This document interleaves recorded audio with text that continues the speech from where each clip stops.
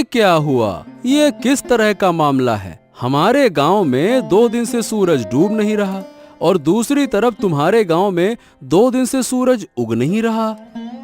और नहीं तो क्या, अरे तुमको क्या बताऊं, मेरी माँ को है रतौंधी, वो रात में देख नहीं सकती। अब यहाँ 2 दिन से मेरी हालत इतनी खराब हो गई है कि मैं क्या ही बताऊं। माँ घर के कोई काम कर नहीं पा रही क्योंकि रात है और रात में माँ को दिखता नहीं है। वही तो, लेकिन सवाल यह है कि ये हुआ कैसे, ये बताओ। मतलब ऐसा किसने किया? ऐसी घटना तो भैया मैंने पहले कभी ना देखी। कभी ऐसा होता हुआ सुना है क्या? बताओ। हमारे गांव में दिन और तुम्हारे गांव में रात हैं। वही तो, मुझे तो लगता है कि मैं तुम्हारे गांव आ जाऊं। 2 दिन से सूरज की किरण नहीं देख पाया। ऐसा लगता है कि अंधेरे का साम्राज्य आ गया है।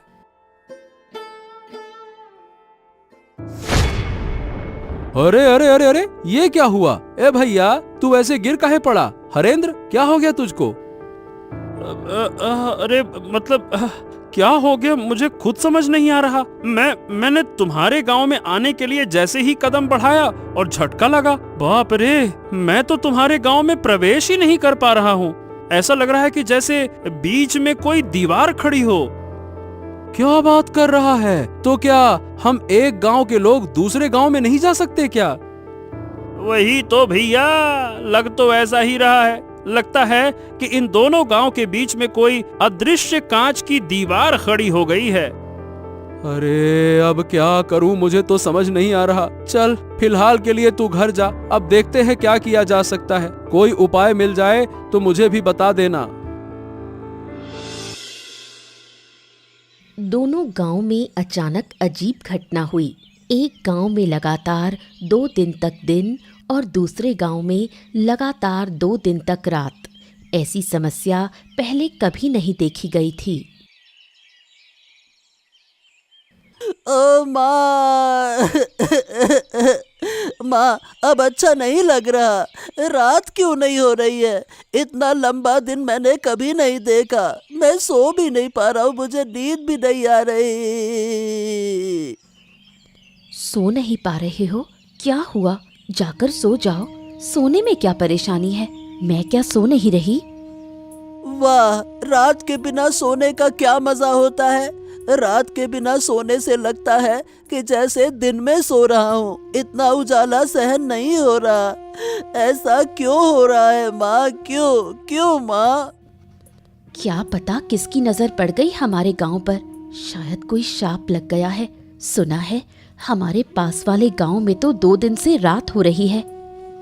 2 दिन से रात हो रही है और रात हो ही नहीं रही है। ये तो बहुत बेकार है। मैं दिन में यहाँ रहूंगा और रात को जाकर उस गांव में सो जाऊंगा। मुझे नहीं रहना दिन में। हाँ, ये हुआ। तुम कैसे सोओगे वो मुझे नहीं पता। 2 गांव के बीच एक अदृश्य दीवार बनी हुई है। वो दीवार पार करके इस गांव के लोग दूसरे गांव में या दूसरे गांव के लोग हमारे गांव में नहीं जा पा रहे। तो क्या होगा माँ? क्या हमारे गांव में कभी रात नहीं आएगी? हमारा गांव ऐसा क्यों हो गया? अगर रात नहीं होगी तो सूरज की गर्मी में हमारा पूरा गांव जलकर खाक हो जाएगा माँ। क्या पता बेटा, हमारे भाग्य में क्या है, लेकिन ऊपर वाला जो करेगा वो हमारे भले के लिए ही करेगा। हाँ, मुझे ये सब कुछ अच्छा नहीं लग रहा माँ। मैं सो नहीं पा रहा हूँ। मेरा सर दुख रहा है। 2 दिन से मेरा सर घूम रहा है। शरीर भी लगता है कि जैसे बीमार हो गया है। मैं क्या करूँ माँ? ओहो, तुम यहाँ से जाओ और अब परेशान मत करो। वैसे भी मैं खुद तकलीफ से जूझ रही हूँ।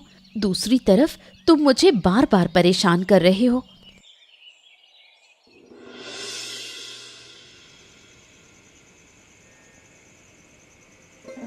रात के गांव में हरेंद्र की माँ शांता बूढ़ी रहती है, जिसे रात को दिखाई नहीं देता। इस वजह से अब जब गांव में रात हो गई है तो शांता बूढ़ी काफी मुश्किल में पड़ गई है। हरेंद्र, ओ हरेंद्र, कहाँ गए तुम? यहाँ आओ, मुझे बाहर ले जाओ। मुझे कुछ भी नजर नहीं आ रहा। अरे बस बस बस बस, आ गया माँ, आ गया। और कितना पुकारोगी? अरे तुम्हारी तकलीफों ने मुझे बेहाल कर दिया है। 2 दिन से तुम मुझे एक पल भी शांति से बैठने नहीं दे रही हो। हरेंद्र हरेंद्र हरेंद्र, कहाँ है, जल्दी आ जल्दी आ। अरे मुझे भी तो बैठने दो। क्या तुम मुझे बोझ समझने लगे हो क्योंकि मैं बूढ़ी हो गई हूँ? जब मैं स्वस्थ थी तब तुमने मुझे पाल पोस कर बड़ा किया, अब तुम मुझे बोझ समझने लगे। हो, यही तो तुम्हारा तरीका है। दिन रात बस एक ही बात बोलती रहती हो, बोझ हो गई हूँ, बोझ हो गई हूँ। अरे तुम देख नहीं सकती हो तो चुपचाप बैठो तो सही। तुमको बैठना है नहीं, इधर उधर भटकना है। हाँ, अब ये बताओ तुम्हें बाहर जाने की क्या जरूरत है? देखो तो सही, पूरा गांव किसी न किसी समस्या में घिरा हुआ है और तुमको बाहर जाना है। क्या तुम्हें अकेले को समस्या है, गांव के और लोग नहीं? तुम्हें क्यों इतनी तकलीफ हो रही है?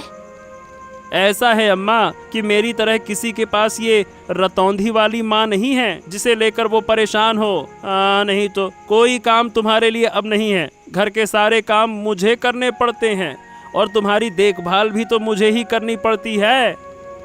बस बस, मेरी और देखभाल करने की जरूरत नहीं। जिस दिन मर जाऊंगी उस दिन तुम समझ पाओगे। तुम लोग बड़े होकर शायद बूढ़ी माँ को ऐसी हालत में छोड़ देते हो।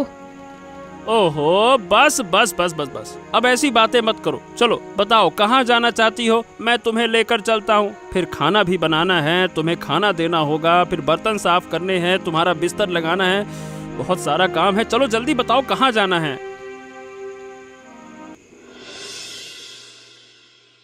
दूसरी ओर दिन और रात वाले दोनों गांव के बीच ही एक बुढ़िया का घर है।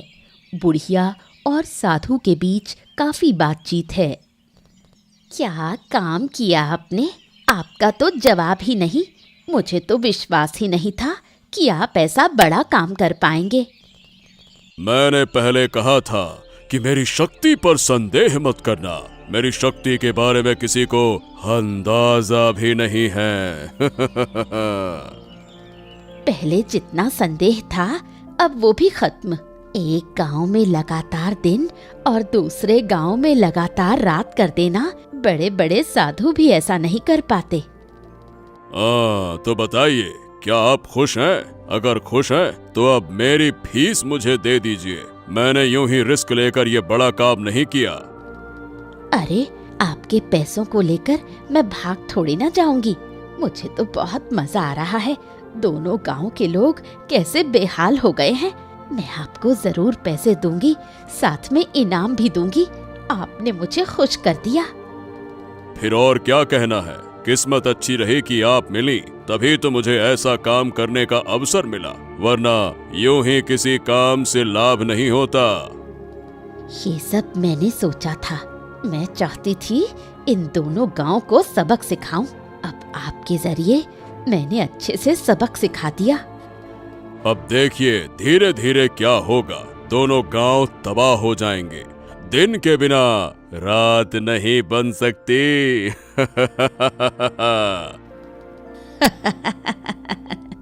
मैं भी यही चाहती थी। मैंने इस दिन का बहुत इंतजार किया है। अब मैं उन्हें हर तरह की तकलीफ दिखाकर सिखा दूंगी कि दुख और अपमान क्या होता है। अब वो मेरा कभी अपमान करने की हिम्मत नहीं करेंगे। मैं चाहती हूँ कि इन दोनों गांव के बीच सिर्फ मैं बची रहूं और कोई ना रहे। अरे अरे बेटा, अरे रुक जाओ बेटा, इस तरह से क्यों दौड़ते हो? क्या हो गया? अरे रुक जाओ, गिर जाओगे बेटा। रुको रुको। पिताजी पिताजी, हाँ, पिताजी पिताजी, मुझे एक बड़ी बात पता चल गई है। मैंने दिन और रात की असली वजह जान ली है। पिताजी पिताजी पिताजी, अब आप कुछ उपाय निकालो, वरना दोनों गांव वाले मर सकते हैं। अरे बेटा शांत हो जा। हाँ, अब ये बता क्या हुआ, कैसे जाना तुमने? बता मुझे। पिताजी पिताजी, हमारे दोनों गांव के बीच में उस बुढ़िया का घर है ना, वही बुढ़िया जो गांव वालों से बात भी नहीं करती, ये सब कुछ वही करवा रही है। क्या? ये क्या कह रहे हो तुम? क्या सच में ऐसा है? पर ये बताओ, तुम्हें कैसे पता चला कि वो करवा रही है? अब मैं सच कह रहा हूँ पिताजी। मैं थोड़ा क्या है कि बाहर गया था तो बुढ़िया के घर से ना हंसी ठहाके की आवाजें आ रही थी। मैं चुपके से गया, मैंने सब कुछ सुना और देखा कि बुढ़िया ना एक साधु के साथ में योजना बना रही थी। पिताजी, जो करना है अब जल्दी कीजिए। मुझे लगता है कि वो साधु ना बड़ा शक्तिशाली है। ओ, अब जब सब कुछ खुल ही गया है तो उस बुढ़िया को छोड़ना नहीं चाहिए। वो जिद करके हमारे विनाश की कोशिश कर रही है ना। वही तो, पर ये समझ में नहीं आ रहा पिताजी कि वो ऐसा कर क्यों रही है। मतलब वो हमसे गुस्सा है क्या? और गांव वाले उससे बात क्यों नहीं करते? हाँ, ये सब बातें जानने के लिए अभी तुम बहुत छोटे हो बेटा। चलो मैं जाता हूँ, हरेंद्र से बात करूंगा, फिर हम दोनों मिलकर बुढ़िया के घर जाएंगे और समझाएंगे। नहीं तो इसके अलावा तो कोई और उपाय नहीं दिखता। वही तो पिताजी, जल्दी कीजिए। मुझे उस साधु पर भरोसा नहीं है। बहुत ही बेकार हंसी हंसता है वो पैसे लेकर चला गया और यकीन है कि वो वापस आएगा।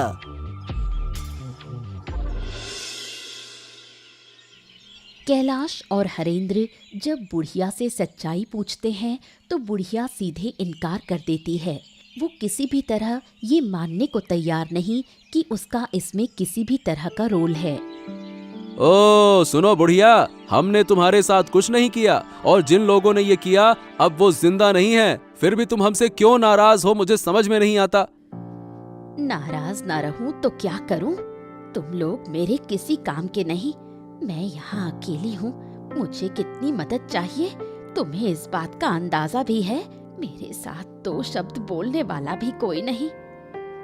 ऐसा है कि लोग तुमसे बात इसलिए नहीं करते क्योंकि तुम गुस्सैल हो, तुम्हें गुस्सा बहुत आता है। गांव वाले तुमसे डरते हैं, इसीलिए कोई तुम्हारे पास नहीं आता। पर इसका मतलब ये नहीं है कि तुम हमारे गांव को नुकसान पहुंचाओ। तुमने किया या नहीं किया इसका राज खुल चुका है, हम सब जान चुके हैं, इसीलिए इनकार मत करो। तुम लोग मेरा बार बार अपमान करते हो, मुझे बदनाम करते हो। इसका अंजाम अच्छा नहीं होगा। मैंने एक बार सब बर्दाश्त कर लिया। अगर ये सब मेरे साथ दोबारा हुआ तो ऐसा मत सोचना कि मैं तुम लोगों पर रहम कर लूंगी। अरे बुढ़िया, तुम बेकार में गुस्सा कर रही हो। हम तर्क करने नहीं आए हैं, हम शांति पूर्वक प्रेम पूर्वक बातें करने आए हैं। देखो, एक बार गांव की हालत तो देखो। एक गांव में सूरज उग नहीं रहा और दूसरे गांव में सूरज डूब नहीं रहा। ऐसे हालात पहले कभी किसी ने देखे हैं क्या? बताओ। अचरज की बात क्या है? तुम बार बार वही बातें क्यों कर रहे हो? क्या हुआ नहीं हुआ मैं वो देख ही रही हूँ। मैं इससे जुड़ी हुई हूँ। तुम लोग यहाँ से चले जाओ, मुझे अकेला छोड़ दो। तुम अकेली क्यों रहोगी? अरे भाई, लोगों का डरना इसलिए है तुमसे क्योंकि वो तुम्हें जानते नहीं हैं। पर इसका मतलब ये तो नहीं ना कि हम तुम्हारे शत्रु हो गए, हम तुमसे अलग हो गए। मैं अब और कुछ नहीं सुनना चाहती। अगर तुम जाओगे नहीं तो ये डंडा देखा है, इसी से तुम्हें पीट पीट कर लाल कर दूंगी।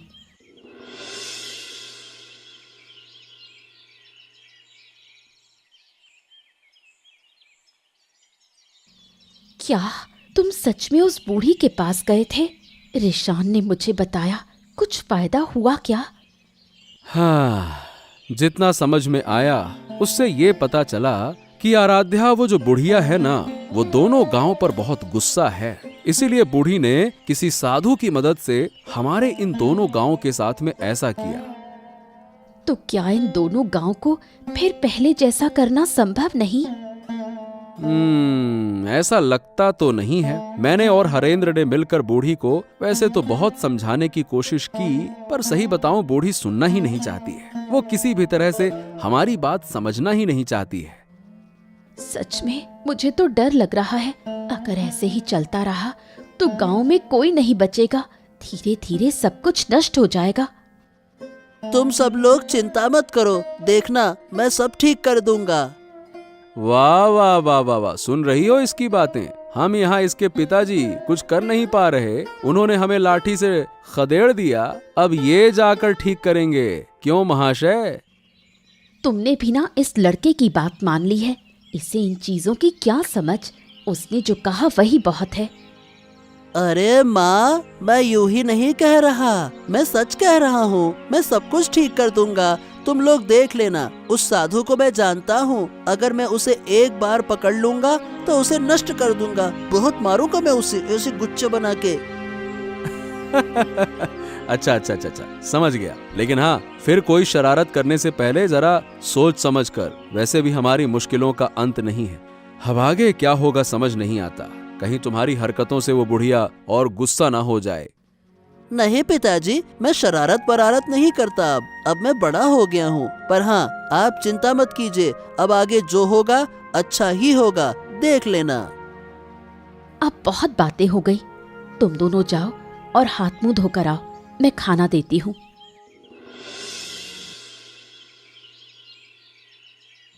अरे साधु बाबा, आइए आइए बैठिए। मैं तो आपका ही इंतजार कर रही थी। कितनी बातें हुई, आपको तो कुछ पता ही नहीं। क्या बात है? फिर क्या हुआ? कोई नई कहानी हुई क्या? गांव वालों को सब पता चल गया है कि ये मैंने ही किया है, पर मैंने इनकार कर दिया। सब मेरे पास आए थे, मैंने उन्हें भगा दिया। उनका इस विपत्ति में पड़ा हुआ चेहरा देखकर मुझे कितनी खुशी हुई। ठीक है, तुमने इनकार किया, ये अच्छी बात है। लेकिन पर जब लोग शक करते हैं तो बिना कुछ जाने, बिना किसी वजह के शक नहीं करते। कुल मिला के बात यह है कि किसी तरह से कोई हमारी बातें सुनकर गया है। कौन सुनेगा? मेरे घर के आसपास कोई नहीं आना चाहता। वो मुझे डायन कहते हैं, बोलते हैं मैं काला जादू करती हूँ। धीरे धीरे तुम्हारे मन का सारा दुख दर्द मिट जाएगा, है ना? अरे ये मेरा कमंडल कहाँ गया? अभी तो यहीं रखा था। ओहो, मेरे कमंडल में विशेष जल है, कहाँ चला गया? अरे कहाँ गया? मुझे ढूंढना होगा। अरे ए लड़के, मेरा कमंडल दे दे। मैं कह रहा हूँ मेरा कमंडल दे दे। तेरी इतनी हिम्मत कि मेरा कमंडल तू चुराए? मैं तुझे छोड़ूंगा नहीं। उसे पकड़ो, उसे रोक लो, वरना बड़ा नुकसान होगा।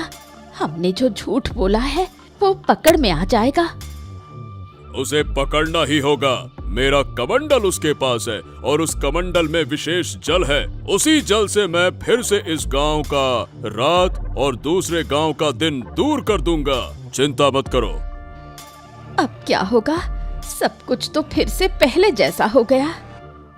उस बच्चे से कमंडल ले आऊंगा और फिर इन गांवों का दिन रात बदल दूंगा। तुम चिंता मत करो।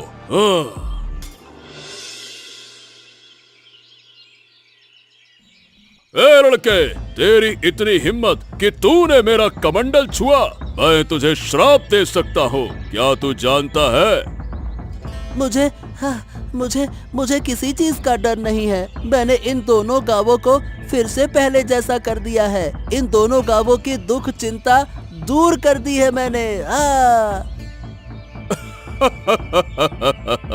अरे मूर्ख बच्चे, तू इतना छोटा सा लड़का, पिद्दी सा, तू क्या समस्या दूर कर पाएगा? चल मेरा कमंडल मुझे दे दे।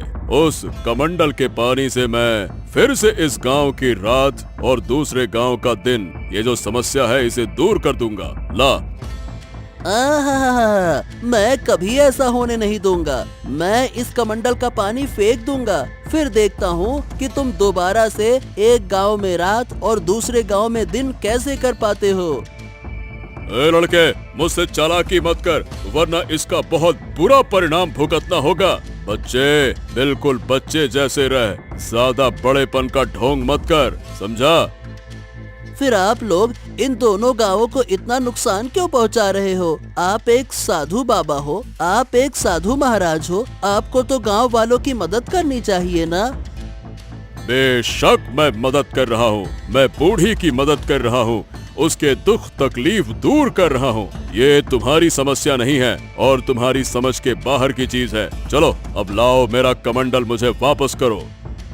नहीं नहीं नहीं नहीं नहीं, मैं नहीं देने वाला। मैंने कह दिया ना, नहीं दूंगा, नहीं दूंगा तो नहीं दूंगा। किसी भी सूरत में तुम्हें ये कमंडल नहीं मिलेगा। ओह, ठीक है, तो अब तू दंड भुगतने के लिए तैयार हो जा, शरारती बच्चे।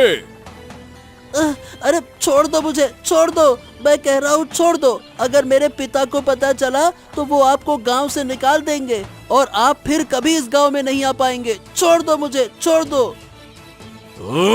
जब पहले मैं तुझे बोल रहा था तो तू तो नौटंकी कर रहा था, अब तू बच कर दिखा। जब अच्छे से बोला था तब तो माना नहीं, तुझे मैं जरूर खत्म कर दूंगा। मेरे साथ शरारत करने आया था ना तू? चल। रिशान को न पाकर कैलाश का परिवार पगला सा हो जाता है। लोग समझते हैं कि इस अनहोनी के पीछे जरूर बुढ़िया का ही हाथ है। बूढ़ी माँ, बूढ़ी माँ, बूढ़ी माँ, हमें बचाओ, हमारी मदद करो बूढ़ी माँ, हम तुमसे हाथ जोड़कर विनती कर रहे हैं बूढ़ी माँ। क्या हुआ? फिर कोई अनहोनी हो गई? मैं किसी की मदद नहीं कर सकती, मैं मदद करने वाली नहीं हूँ। तुम लोग तो मुझे डायन कहते हो, बोलते हो मैं काला जादू करती हूँ। मैं काला जादू करती हूँ, मैं किसी की मदद क्यों करूँ? हमारी मदद करो, दया करो बूढ़ी माँ, दया करो। हमें अपना बेटा नहीं मिल रहा, कहाँ गया हम कुछ नहीं जानते। आप खोज कर बताइए, मुझे पता है कि आप जानती हैं। अब बहुत दुख हुआ ना, पर उस दिन जब मैंने गांव वालों के पास जाकर अपने बच्चे के लिए मदद मांगी थी तो तुम लोग कहाँ थे? तब तुमने मेरी मदद नहीं की। क्यों? मैं गरीब हूँ इसलिए? क्या आप ऐसा क्यों कह रही हैं? मैं सही कह रही हूँ, मेरा बच्चा बीमार था। मैंने सबके पास मदद मांगी, किसी ने मेरी मदद नहीं की। सबने मुझे अपमान करके भगा दिया। आखिर मेरा बच्चा मर गया। क्या मैंने कम दुख पाया? अब वो तो हमें कुछ भी नहीं पता था। आप हमें इतनी बेकार नजरों से क्यों देखती हैं? कृपया करके बताइए ना, मेरा बेटा कहाँ है? मैं अपने बच्चे के बिना नहीं जी पाऊंगा, नहीं जी पाऊंगा। जीऊंगी, जरूर जीऊंगी। तुम लोग सब जियोगे, पर अंदर तक तीव्र पीड़ा के साथ जियोगे, जैसे कि मैं इतने समय से जी रही हूँ, अपने बच्चे की यादों को थामे हुए। अरे कैसी इंसान है आप! एक छोटा बच्चा मेरा नहीं मिल रहा, कोई अनहोनी हो गई तो क्या आप थोड़ी सहानुभूति नहीं दिखा सकती? हर समय दुश्मनी, दुश्मनी, दुश्मनी, क्यों क्यों? उन बातों की मुझे परवाह नहीं। जो तुम्हारे भाग्य में लिखा है वही होगा। मैं किसी की मदद नहीं कर सकती, बिल्कुल नहीं कर सकती। तुम लोग यहाँ से चले जाओ। दोनों गांव की समस्या खत्म करने के लिए बेचारे रिशान को अपनी जान की आहुति देनी पड़ी।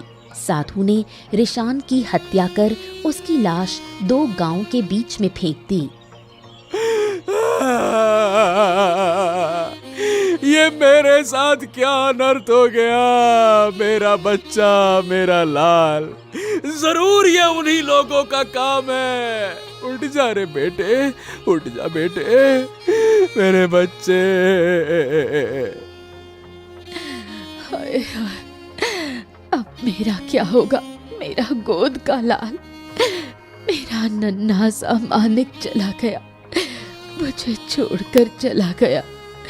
रिशान, तू मुझे छोड़कर कैसे जा सकता है बेटा? बोल बेटा बोल, अब मैं तुझे कभी नहीं डांटूंगा, कभी नहीं। जो कहेगा वही होगा, बस एक बार बोल तो सही बेटा। जिन लोगों ने मेरी गोद से मेरा बच्चा छीन लिया, ऊपर वाला उनका न्याय करेगा। मैं किसी को नहीं छोड़ूंगी, किसी को नहीं बख्शूंगी। शांत हो जाओ, शांत हो जाओ आराध्या। इसका बदला मैं जरूर लूंगा। मैं किसी को छोड़ूंगा नहीं। मेरे छोटे से बच्चे पर जरा सा भी तरस नहीं आया उन्हें। उसने ऐसा क्या किया था जो उसे इतनी बड़ी सजा मिली? मैं छोड़ूंगा नहीं। वो तो छोटा था, उसे क्या पता इन सब बातों का। उन्होंने ये सब कैसे कर दिया? एक छोटे से बच्चे को मार दिया। उनका दिल जरा भी नहीं कांपा। क्या वो लोग इंसान हैं? मैं अपने बेटे के शरीर को छूकर कसम खाता हूँ कि जिन्होंने ये किया उन्हें मैं किसी हालत में माफ नहीं करूंगा। उन्हें सजा जरूर मिलेगी। बस भाई बस बस बस, चलो उठो, अब हमें आगे का इंतजाम करना होगा। चलो रिशान को, बच्चे को लेकर चलो चलो।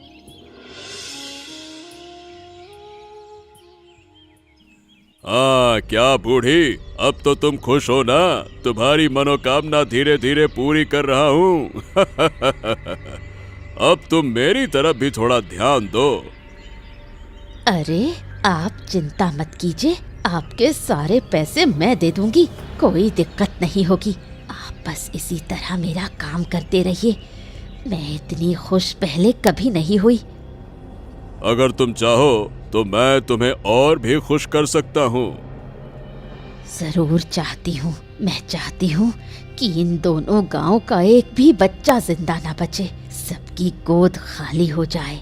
आज जो लोग रो रहे थे उन्हें देखकर मुझे कैसी पिशाची सी खुशी मिल रही थी, क्या बताऊं। बहुत बढ़िया बहुत बढ़िया। तो तुम पैसों का इंतजाम करो, मैं एक एक करके इन दोनों गांव के सारे बच्चों को मार दूंगा। मैं वादा करता हूँ कि इन गांव में एक भी बच्चा जिंदा नहीं रहेगा। यही तो मैं चाहती हूँ, मैं इसी दिन का इंतजार कर रही थी। बेटे तू ऊपर बैठा देख रहा है ना, देख तेरी माँ तेरी मौत का बदला ले रही है।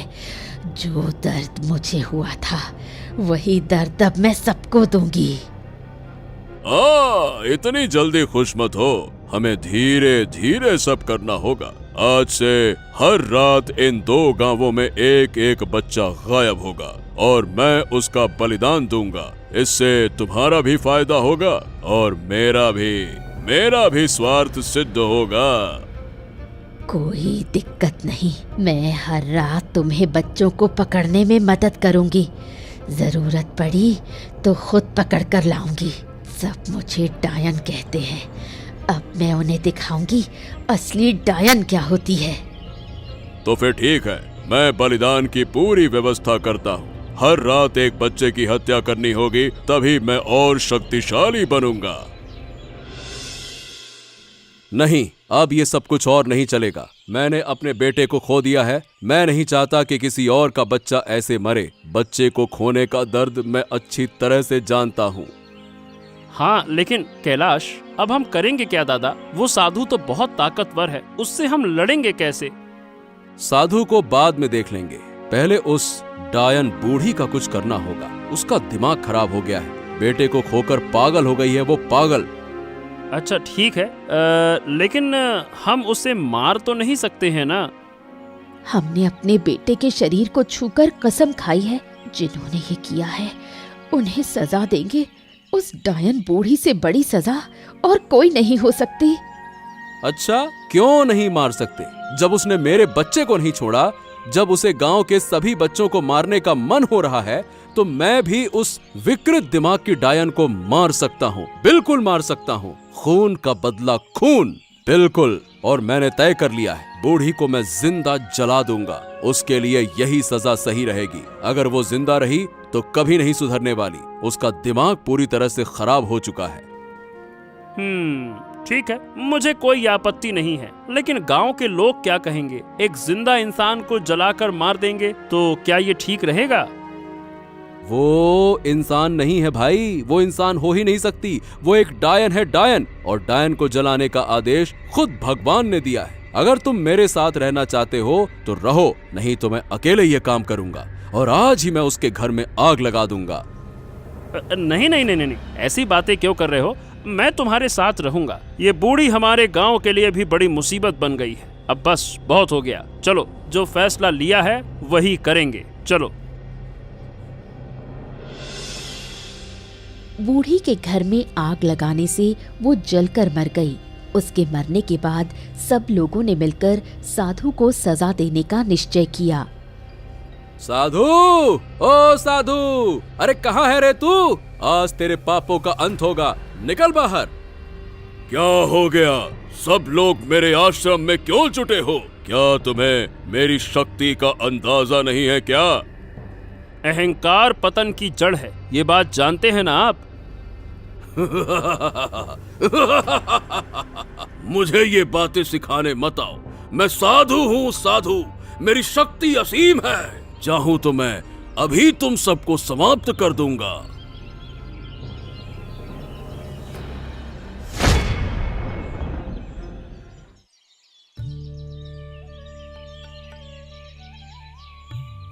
हाँ, आखिरकार हमारे गांव से बुरी नजर हट गई। अब हमारे गांव पर फिर कोई विपत्ति नहीं आएगी। अगर फिर कभी कुछ हुआ तो हम सब मिलकर उसका सामना करेंगे। हाँ, गांव तो आखिरकार ठीक हो गया, लेकिन मैंने अपना बेटा खो दिया। मेरा बेटा अपनी जान देकर इस गांव को मुक्ति दिलाकर चला गया। चिंता मत करो कैलाश, जब तक इस गांव के लोग जिएंगे तुम्हारे बेटे को सब याद रखेंगे, सब तुम्हारे बेटे का सम्मान करेंगे। पीढ़ी दर पीढ़ी तुम्हारा बेटा हमारे इन दोनों गांव के बीच जिंदा रहेगा। ऐसा ही हो बूढ़ी माँ, ऐसा ही हो। लेकिन अब से हमें ये भी ध्यान रखना होगा कि बूढ़ी के बेटे जैसा कोई और बच्चा किसी बीमारी में आकर मदद ना पाकर मर ना जाए, वरना हर घर में ऐसी डायनें पैदा हो जाएंगी। बिल्कुल सही कह रही हो आराध्या, हम सब एक दूसरे का ध्यान रखेंगे। ये दोनों गांव अब से अलग नहीं रहेंगे, बल्कि हमेशा एक दूसरे की मदद करेंगे।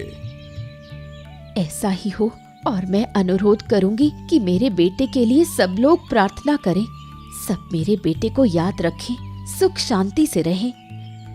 ऐसे ही मजेदार किस्से देखने के लिए हमारे चैनल को सब्सक्राइब करना ना भूलें।